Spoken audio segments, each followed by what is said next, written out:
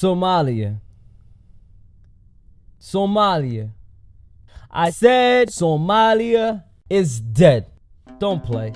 Y'all heard exactly what I said. Always talking about how we can bring Somalia back to life, but there's always that one guy who believes everybody there should just die. And we should rebuild the country on those who survived. Now the majority may agree, but how can I agree to such lies? When I've seen their pain with my own two eyes, too many times have I seen a mother with 5 kids walk down the pothole-infested streets of Riverside.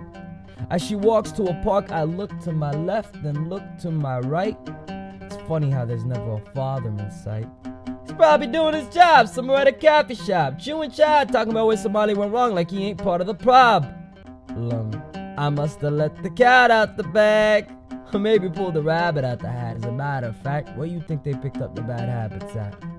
See, I remember my childhood memories, driving down the dusty streets. As the sand picked up in the back of a pickup, it was hard to breathe. I laid my head on the cold side of an ammo drum as we ran out the country in 6 SUVs with tank guns. I remember on the one-way my grandmother yelled, "My son!" as she stood on the opposite side of the fence because she couldn't come. Now I'd be telling a fib if I didn't consider myself among the lucky kids. But what can you say about a child who most of his family died? For a world to today that's not been justified.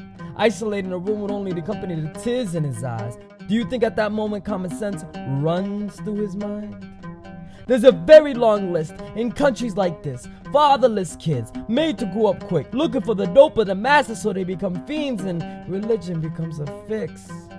It only takes one corrupt drug dealer to sell them some messed up children who could have had a future now learn to wield guns and shoot straight through you. But just imagine if that same kid had the same opportunities that you do.